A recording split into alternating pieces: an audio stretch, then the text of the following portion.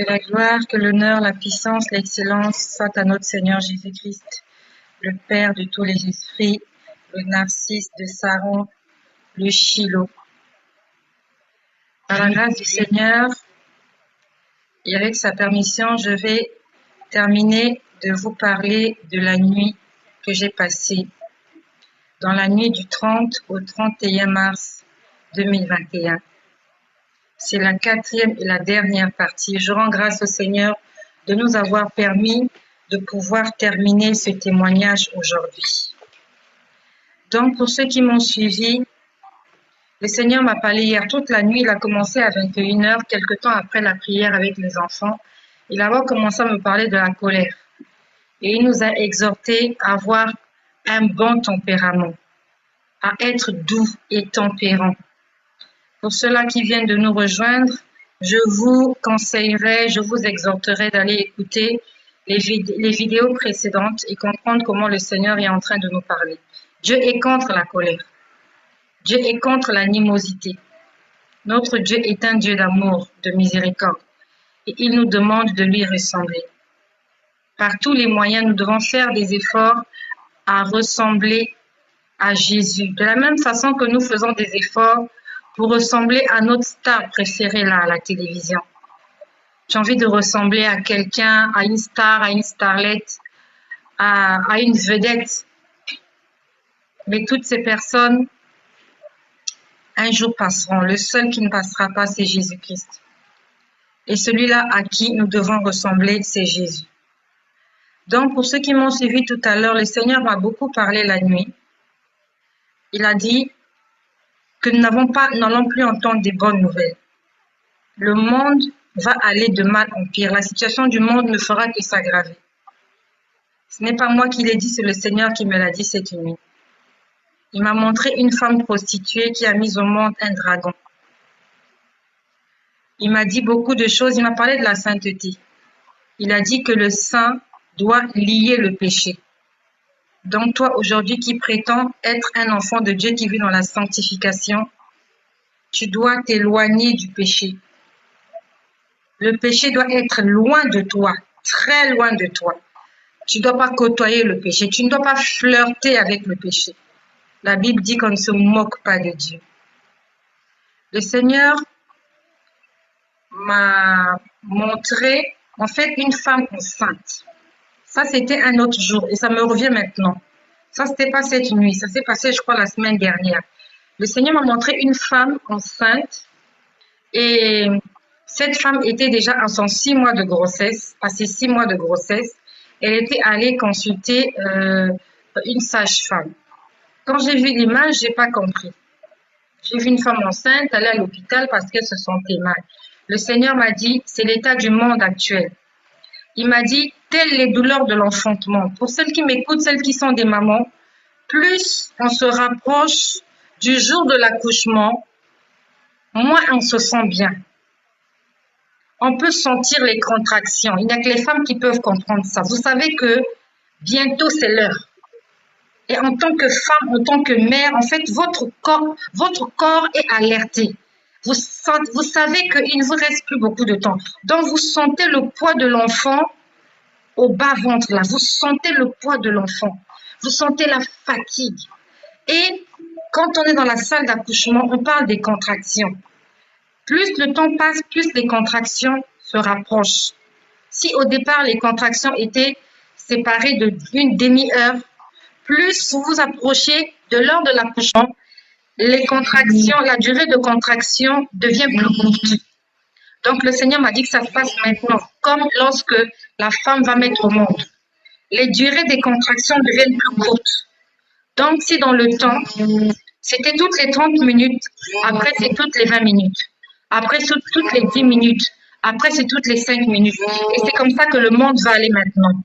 Donc, les douleurs vont s'accélérer. Douleur sur douleur. Malheur sur malheur. Tristesse sur tristesse. Je ne suis pas venue prophétiser la mort, mais je suis venue nous avertir de comment le monde va se comporter d'ici là. Le Seigneur m'a dit cette nuit, il n'y aura plus de bonnes nouvelles. Et j'entendais une mélodie une mélodie comme une mélodie de suspense, vous voyez, comme dans les films d'action, où ça annonce quelque chose, mais vous ne savez pas qu'est-ce que ça annonce, la mélodie. Donc, juste la mélodie vous interpelle. Je ne sais pas comment vous reproduire cette mélodie parce que je l'ai entendue qu'hier. Mais c'était une mélodie de suspense. C'était le suspense. Le Seigneur est en train de nous parler. Bientôt, il va y avoir des tempêtes. Dans le monde spirituel, nous devons être prêts. Ne soyons pas effrayés, nous avons un Dieu vivant. Il est fort, notre Dieu. La souffrance, ce n'est pas pour nous. La Bible nous dit qu'ils nous feront la guerre, mais ils ne nous vaincront pas. Toi, chrétien, toi, enfant de Dieu, n'aie pas peur. Même si le monde est retourné dans tous les sens, toi et moi, nous allons rester debout parce que nous avons bâti notre vie sur le roc. Donc, le Seigneur m'a parlé jusqu'à 4 heures du matin. Parce que lorsque mon réveil, tous les matins, mon réveil sonne à 4 heures. Et quand mon réveil a sonné ce matin, il était 4 heures. 4 heures du matin. Parce que tous les matins, je me réveille à 4 heures. Donc, c'est à 4 heures que j'ai pu dormir. Donc, quand le réveil a sonné, je me suis dit, je ne vais pas me lever. Quand même, j'ai passé la nuit à écouter la voix du Seigneur. Je me suis dit, je m'endors encore un peu. Je me suis endormie. Mon réveil, en fait, il sonne toutes les 30 minutes. Donc, à 4 heures, quand il sonne, si je ne le coupe pas, il va sonner à 4h30. Si à 4h30, je ne le coupe pas, il va sonner ainsi jusqu'à 7 heures. Jusqu'à 7 heures. Donc, à 4 heures, quand le réveil a sonné, je l'ai coupé. Je me suis dit, il faut que je dorme encore un peu. Au moins 30 minutes avant d'aller vaquer à mes occupations ménagères. Parce que tous les matins, je fais le ménage, je fais la lessive, je fais la vaisselle, voilà. Parce que je n'aime pas le faire au retour du travail. Donc, à 4 heures, le téléphone sonne, je me rends compte que je n'ai pas dormi, je coupe la sonnerie, je m'endors. Je m'endors. À 4h30, le téléphone sonne encore. C'est la sonnerie de mon téléphone. À 4h30, le téléphone sonne encore. Je coupe. Je me suis dit, je me réveille à 5 heures. Je me rendors. Quand je m'endors, là maintenant, je me suis endormie. Toute la nuit, on va dire que mon sommeil était tourmenté. Tourmenté. Là maintenant, je m'endors. Quand je m'endors, dans mon songe, je suis chez moi à la maison, il fait nuit et je suis en train de dormir sur mon lit, au même endroit où je dors tous les jours. Là maintenant, je suis dans mon songe, au-delà de 4 heures. Et dans le songe, je peux sentir une bouffée d'air fraîche. En fait, je peux sentir du vent frais, en fait, un vent qui vous berce, un vent qui a envie de vous garder au lit. Et ça se passe dans mon songe. Donc, j'étais là en train de dormir. Je sentais un vent frais, mais qui m'empêchait de dormir. Puis après, j'entends du bruit dans le couloir. J'entends du bruit au couloir. Je suis toujours dans mon songe. J'entends du bruit au couloir. Quand j'entends du bruit au couloir, je me lève. Je vais vers le couloir. Je vois ma fille avec des gens en train de discuter. Quand je la vois, je suis choquée parce que ma fille n'a pas le droit de faire entrer des inconnus à la maison sans ma permission. Et non seulement ça, ils sont non loin de la porte de ma chambre, alors que eux, leur chambre est en bas, c'est très loin. Moi, je suis au premier étage. Donc, quand je vois la scène, je me suis dit, mais comment elle peut faire entrer des inconnus à cette heure-ci de la nuit et ils sont en train de discuter devant la porte de ma chambre. Donc, dans mon sens, je suis comme attirée vers la fenêtre.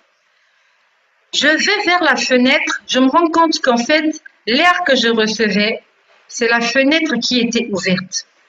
Donc, la fenêtre de ma chambre était ouverte. Ça veut dire que j'ai dormi avec la fenêtre ouverte, pas entre-ouverte, mais ouverte. Mes fenêtres ont 2 bâtons qui coulissent, ça glisse. Donc, quand ils sont fermés, ils sont comme ça. Mais là, la fenêtre était comme ça. Alors, je regarde par la fenêtre.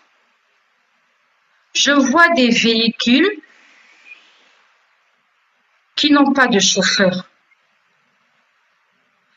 Vraiment, j'étais à la fenêtre. Avant de fermer la fenêtre, je suis interpellée par le spectacle que je vois. Je regarde dans la rue, je vois des motos, je vois des mobylettes en train d'avancer tout seul, sans conducteur. Donc, j'ai vu une première moto avancer, pas de conducteur.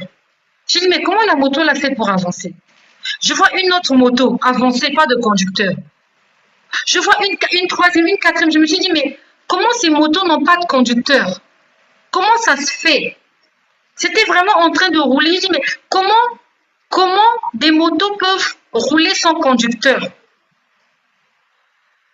Quand je me pose la question, intérieurement, il y a une voix qui me dit, il y a eu l'enlèvement,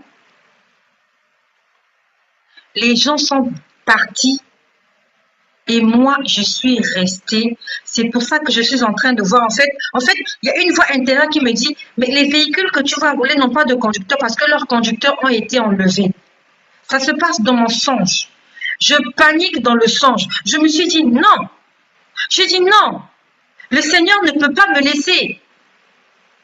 Je me dis non, le Seigneur ne peut pas me laisser. Avec tout ce que j'ai fait. Là, je suis en train de parler intérieurement. Je dis, avec tout ce que j'ai fait, j'ai prêché l'évangile sur les réseaux sociaux. Des gens ont donné leur vie à Jésus parce que j'ai parlé. J'ai dit, non, je ne peux pas rester. Je ne peux pas rester. Donc, pendant que je parle, je me rends compte que j'ai ma fille dans les bras. Ma fille de 4 ans. Donc, je quitte la fenêtre. Je vais dans le couloir. Quand je vais dans le couloir, je croise ma fille. Je dis à ma fille, est-ce que tu sais ce qui s'est passé? Elle me dit oui. Je dis, mais quoi? On est resté. Je dis, mais comment on peut rester? Comment on peut rester? Comment on peut rester? Je suis allée à mon balcon. Je voyais les gens dans la rue. Les gens étaient dans la rue. J'étais paniquée. J'avais ma fille dans les bras. Je dis, Seigneur, comment cet enfant de 4 ans a pu rester? Ma dernière a 4 ans. Je dis, je me disais que c'est pas possible que je sois restée. Je me suis dit, Seigneur, c'est pas possible. J'étais révoltée. J'ai dit, Seigneur, c'est pas possible que je sois restée. Et ma fille aussi est restée. En fait, je disais, même celle de 4 ans est restée. Donc, dans le couloir, je croise ma fille. Avec des gens, c'était des jeunes hommes. Je descends les marches d'escalier. J'arrive au salon. Je rencontre en chemin, je rencontre ma fille encore. Je rencontre encore ma fille parce que moi j'ai 5 enfants. J'ai 4 filles, un garçon. Je rencontre une fille. Je lui dis, mais nous sommes restés.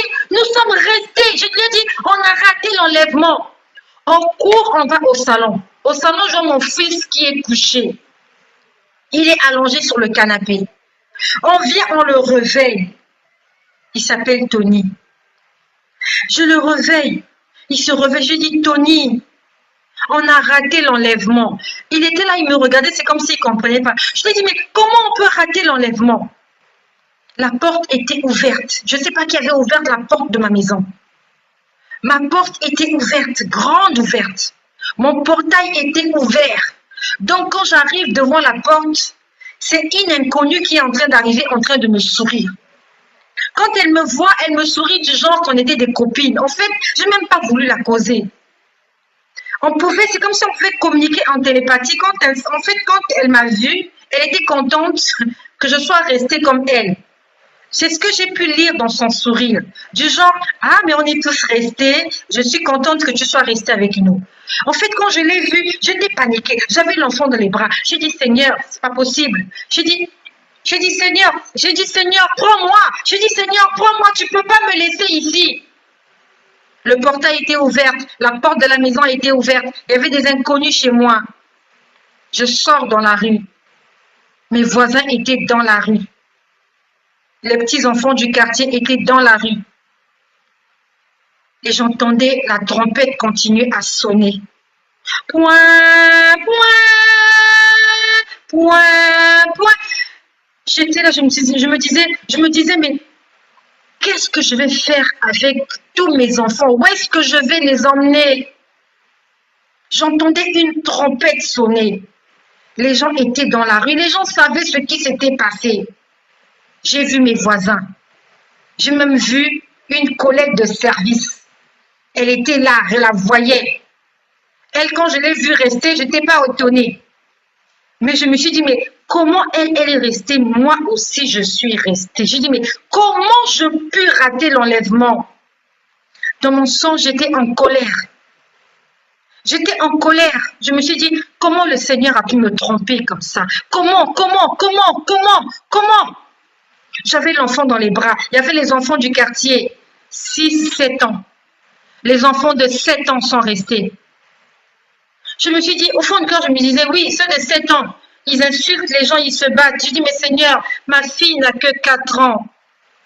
Qu'est-ce qu'elle a fait pour rater l'enlèvement? J'étais là, j'étais paniquée dans la rue. J'étais paniquée et j'étais révoltée. Puis le téléphone a sonné, il était 5 heures. Quand 5 heures a sonné, je n'avais plus sommeil. Je me suis dit, mais c'est quel songe ça? C'est quel songe? J'ai dit, en fait, je me disais, comment je peux rester? Comment je peux rater l'enlèvement? Comment je me suis levée? J'étais triste ce matin quand je me suis levée. J'étais triste. Je suis allée à la cuisine, j'étais en train de faire la cuisine, j'étais triste. J'ai dit, Seigneur, comment je peux rester? D'habitude, le matin, quand je me réveille, je rends grâce au Seigneur, je l'adore.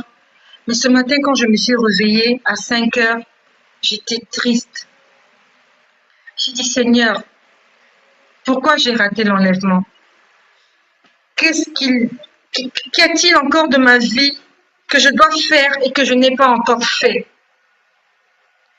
J'étais triste ce matin. J'ai dit, Seigneur, révèle-moi, est-ce que j'ai encore un péché caché? Je t'en supplie. J'ai dit, comment tu peux venir et moi je reste? C'est pas possible que je reste avec tous mes enfants. Nous étions tous restés. Tous. Avec ma petite fille qui avait 4 ans. En fait, c'est comme s'ils n'avaient pas grandi. C'est comme ça s'est passé là, à cet âge-là. Là, ils ont 4 ans. Elle a 4 ans, là, ça s'est passé là.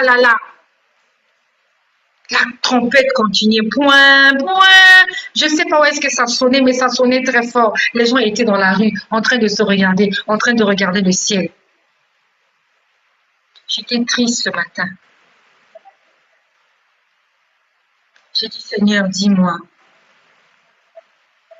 qu'est-ce que je dois encore mettre en ordre dans ma vie avant qu'il ne soit trop tard? J'ai dit, je t'en supplie. Je lui ai parlé, je lui ai dit, tu m'as dit que j'ai une longue vie. J'ai dit, Seigneur, tu m'as dit que je serais vivante le jour de ton retour. Mais si tu commences à me montrer que je suis restée, je lui ai dit, Seigneur, je préfère que tu me prennes avant l'enlèvement. Je lui ai dit honnêtement, je lui ai dit, je ne veux plus une longue vie. Je ne veux plus vivre longtemps. Parce que c'est peut-être parce que j'ai vécu longtemps, j'ai fait des erreurs. Je lui ai dit, Seigneur, je ne veux plus vivre longtemps. Tu m'as fait la promesse que je serai encore vivante quand tu reviendras. Mais avec ce que tu m'as montré, j'ai dit, Seigneur, je ne veux plus vivre longtemps. Si j'ai le Covid, parce que c'est maintenant la mode, tout le monde souffre du Covid. J'ai dit, si j'ai le Covid, là, si je tombe malade, je préfère mourir. Je lui ai dit ça ce matin. J'ai dit, je préfère mourir que de vivre longtemps, d'évangéliser sur les réseaux sociaux, de prophétiser sur les autres et de rater l'enlèvement. J'ai dit, je refuse. S'il faut que je vive longtemps pour faire ton travail et que je rate l'enlèvement, je dis non. Il y a quelque temps de cela, il y a un frère qui m'a écrit, le frère Aldonadieu. Il m'a écrit, il m'a dit, ma sœur, prie pour moi, demande au Seigneur, est-ce que je vais rater l'enlèvement? Mon frère, ce sont des questions qu'on ne pose pas au Seigneur. Parce que l'enlèvement dépendra de la relation que tu auras ce jour-là avec le Seigneur. Aujourd'hui, peut-être que tu as une bonne relation avec Dieu. Mais est-ce que ça sera le cas dans 2 mois, dans 3 mois, dans 1 an, dans 2 jours, dans 1 semaine? Une fois, j'ai posé la question au Seigneur, la même question. C'était l'année dernière. Nous sommes en 2021. J'ai posé la question au Seigneur en 2020. J'ai dit, Seigneur, Est-ce que si tu reviens aujourd'hui, est-ce que tu vas m'enlever avec toi? J'ai vu écrit en gros caractère. C-A-N. C-A-N, ça se lit can. Can en anglais, ça veut dire pouvoir. Ça veut dire que tu peux. Le Seigneur n'a pas dit oui. Il n'a pas dit non. Il m'a dit, tu peux être enlevé. Ça veut dire que ça dépend de moi. Si tu veux être enlevé, ça dépend de la relation que tu as avec le Seigneur. Ça ne dépend pas de Jésus. Ça dépend de toi. Ça dépend de moi. Il m'a écrit can. Ça veut dire tu peux, you can. C'est toi qui vois. Si tu restes connecté, tu seras enlevé. Si tu te déconnectes et que la trompette sonne, tu vas rester. J'étais triste ce matin. J'ai fini de mettre la nourriture au feu. J'ai lavé les assiettes, j'ai fait la vaisselle. Aldona Dieu, amen, je vis pour Dieu aujourd'hui. Je suis marquée à vie maintenant. Sois béni mon frère Aldona Dieu, il est connecté mon frère. Mon frère est connecté, c'est lui qui m'avait posé la question de savoir s'il serait enlevé au cas où Jésus revenait. Ah, tu es marqué à vie, sois béni mon frère. Sauf que cette nuit, on va même pas dire que c'était pas la nuit, c'était ce matin. J'ai vu que j'étais restée avec tous mes enfants. J'étais triste. J'ai fait la vaisselle. Je suis allée dehors. J'ai sorti la voiture pour qu'on la nettoie. J'étais vraiment triste. Je demandais au Seigneur qui je n'ai pas encore pardonné. Parce que pour moi, mon problème, c'est ça. Moi, j'ai pas de problème avec des gens. Vraiment, je fréquente même pas les gens. Je me suis dit, si je rate l'enlèvement, c'est peut-être parce que je me serais mise en colère contre quelqu'un. Ça ne peut être que ça. Parce que je ne fréquente plus les gens, je n'ai pas de problème, je n'ai pas plus de problème avec les gens, j'évite les problèmes. Je n'ai pas de copine, je n'ai pas de meilleur ami. Vraiment, j'évite de rencontrer des situations compromettantes, des situations désagréables où on a dit, on a fait, j'évite. Donc, je me suis dit que si je suis restée, il y a peut-être quelqu'un contre qui je me suis mise en colère et je n'ai pas pardonné. J'ai dit, Seigneur, pourquoi je suis restée? Dieu est bon. Dieu est bon. Le Seigneur m'a répondu. Il m'a répondu, j'étais dans le garage. Il était, je crois, presque 6 heures. J'étais au garage. Le Seigneur m'a dit, quand j'ai fini de te parler, il était quelle heure? J'ai dit, il était 4 heures. Il m'a dit, tous les matins, tu te réveilles à quelle heure? J'ai dit, je me réveille à 4 heures. Il m'a dit, mais qu'est-ce que tu as fait après? Je lui ai dit, je me suis dit que je vais encore dormir. Il m'a dit, tu as dormi encore une demi-heure. Le téléphone a encore sonné à 4h30. Qu'est-ce que tu as fait? J'ai dit, j'ai coupé la sonnerie. J'ai dit que je vais encore dormir. Il m'a dit, tu es resté parce que tu n'étais pas fidèle au réveil. Quand le réveil sonne, il faut se lever. C'est un enseignement spirituel. Là, on parle du réveil spirituel. Le Seigneur m'a dit, tu n'es pas resté parce que tu es resté. Il m'a dit, je veux t'enseigner sur le réveil. Le réveil a sonné. C'était l'heure de te réveiller, d'aller vaquer à tes occupations journalières.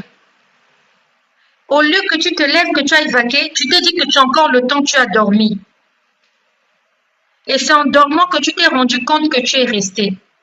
Il m'a dit, c'est ce qui va se passer avec beaucoup de mes enfants. Ils sont en train d'écouter le réveil. Ils sont en train d'écouter mon appel. On est en train de crier partout, Jésus revient. Répondez-vous.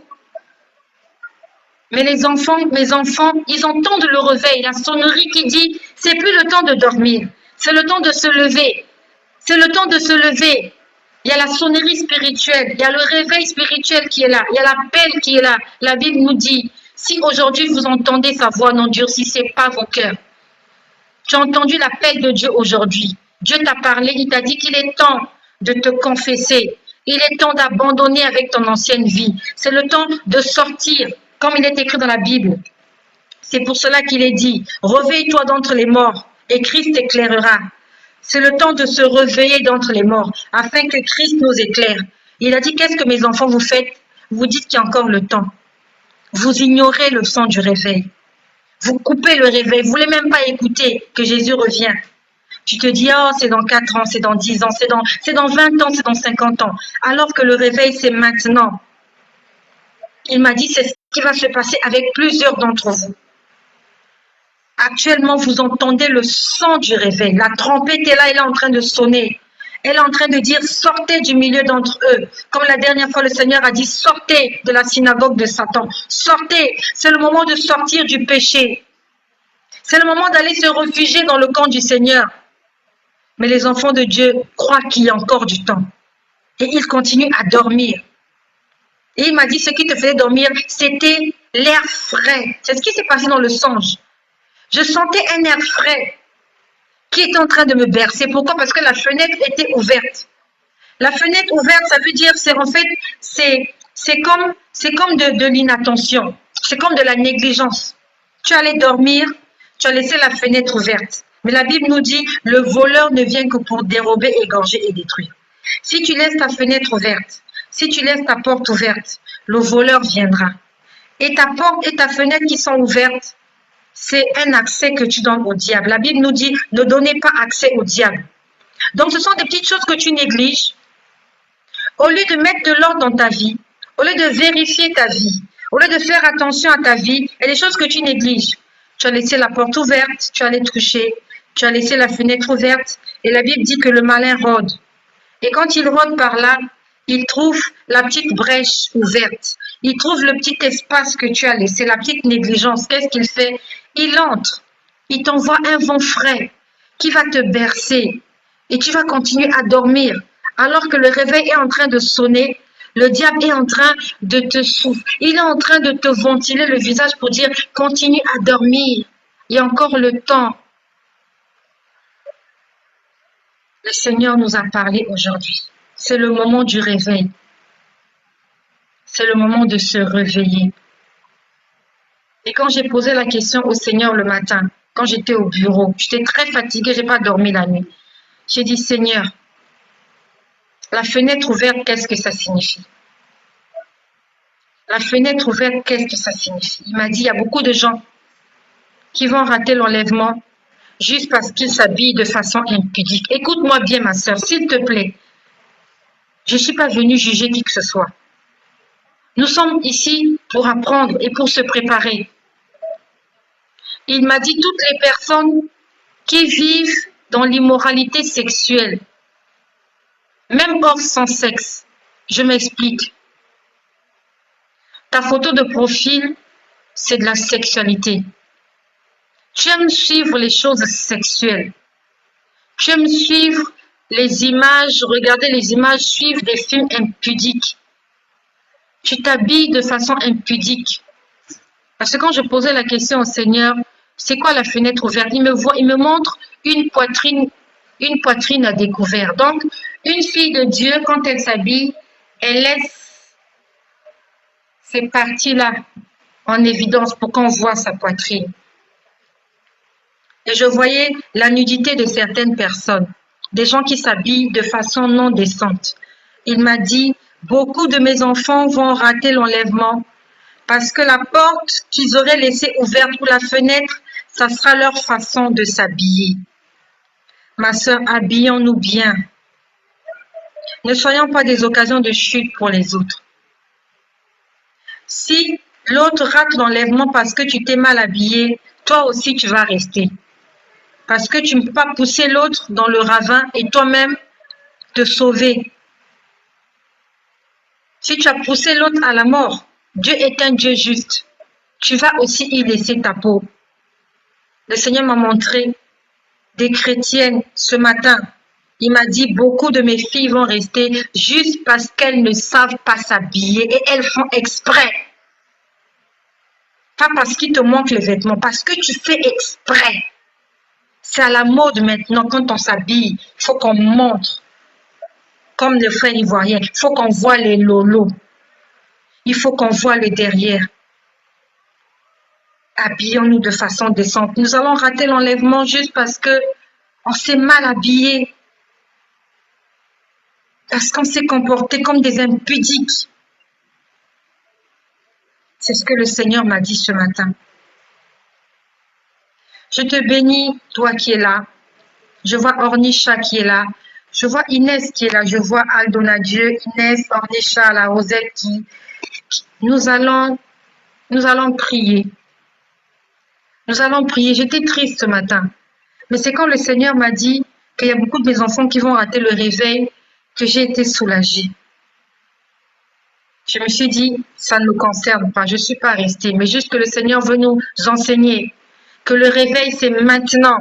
On doit se réveiller maintenant. C'est maintenant qu'il faut se réveiller. Tu te réveilles, tu te poses la question, est-ce que tu as de l'huile dans ta lampe? L'huile, c'est le Saint-Esprit. Et pour que le Saint-Esprit vienne en toi, il y a un travail à faire. Il faut que tu passes par le dépouillement. C'est un processus. C'est pour ça que les vierges folles devaient aller chercher de l'huile. Il faut chercher la présence du Saint-Esprit. Alors que celles qui étaient sages étaient déjà dans la présence du Saint-Esprit.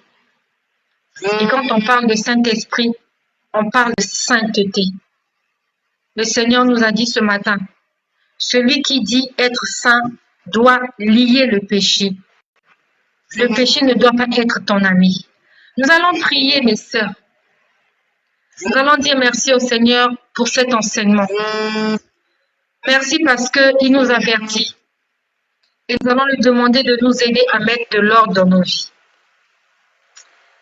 Je veux que tu répètes avec moi. Soit tu répètes, soit tu pries là où tu es. Et je vais compléter en me disant que le Seigneur m'a dit, le réveil, il n'est pas personnel, le réveil est communautaire. Le réveil est communautaire. Il m'a dit, tu es resté avec tes enfants parce que normalement, quand tu te réveilles, tu dois emmener toute ta famille avec toi. La Bible nous dit, crois au Seigneur Jésus-Christ et tu seras sauvé, toi et ta famille. Tu vas à l'église, ne laisse pas les enfants à la maison. Ton mari ne prie pas avec toi. Intercède, jeûne pour lui afin qu'il soit sauvé. Le Seigneur m'a dit, les enfants sont restés parce que toi, la maman, tu étais négligente. Donc toi, aujourd'hui, qui entend le réveil de Dieu, c'est pas que pour toi, c'est pour toute ta famille, pour tout notre entourage. On doit prendre les enfants ensemble, se mettre dans la prière, se mettre dans une atmosphère où règne la présence de Dieu. Pas toi seul, maman, pas toi seul, papa. Maman, papa et les enfants, tous ensemble. Nous allons vivre dans le réveil. Ça doit être quelque chose de commun, de familial. Ça ne doit pas être quelque chose d'individuel. Où tu as entendu le réveil, tu mets de l'ordre dans ta vie, tu fais des choses et tu laisses les autres. Tu laisses tes enfants continuer à faire des bêtises. Tu laisses ton mari continuer à faire des bêtises. Non, tu prends les enfants, madame et monsieur, tout le monde, on embarque tout le monde dans la barque. Le réveil est communautaire. Le réveil est familial. J'aimerais que tu pries avec moi. Seigneur Jésus, merci pour ton amour. Merci pour ta parole. Merci pour tes enseignements. Merci pour tes avertissements. Merci pour l'édification. Je te demande pardon pour toutes les erreurs que j'ai commises qui ont attristé ton cœur. Apprends-moi à marcher conformément à tes préceptes. Apprends-moi à mettre de l'ordre dans ma vie. Apprends-moi à craindre ton nom. Apprends-moi à être agréable à tes yeux pour la gloire de ton nom. Je te donne ma vie. Je te donne mon cœur. Je t'invite une fois de plus que tu viennes t'installer à l'intérieur de ma personne et que tu fasses de moi un véritable enfant de Dieu. Amen. Soyez bénis, mes sœurs. Soyez bénis, mes frères. Préparons-nous. Il a dit, telles les douleurs de l'enfantement. Le monde va aller de mal en pire. Et pendant que je suis en train de parler, il est en train de me rappeler, j'ai oublié quelque chose. La nuit, quand il me parlait, il m'a dit, plus que jamais, vous avez besoin de moi. Il m'a dit, vous ne pourrez pas résister sans moi. Merci Saint-Esprit de me l'avoir rappelé. Je l'avais oublié parce que je n'avais pas noté ce que j'ai vu, entendu. Il vient de me le rappeler, là. Merci Saint-Esprit. Il a dit, plus que jamais, vous avez besoin de moi. Sinon, vous ne vous en sortirez pas. C'est ce qu'il m'a dit cette nuit. En face de la violence de tout ce qui va arriver. Nous avons plus que besoin. Nous avons plus que jamais besoin de Jésus dans nos vies. Il a dit, vous avez besoin de moi plus que jamais. Sinon, vous ne tiendrez pas le coup. Je ne sais pas ce qui va se passer, comment ça va se passer. Mais il a dit, vous avez besoin de moi plus que jamais. Il doit être notre référence. On doit s'accrocher à Jésus. On doit s'accrocher de toutes ses forces. Même si le monde entier est contre nous, tout le monde est contre nous, n'allons pas abandonner le Christ. Nadège Kofi n'abandonne pas le Christ. Ornisha n'abandonne pas le Christ. Inès Aldonadieu, la Rosette, n'abandonnons pas Jésus. Il a dit que nous avons plus que jamais besoin de lui. Soyez bénis chez vous, dans la sanctification, dans l'obéissance au Seigneur. Et que le nom de Jésus-Christ soit votre guide.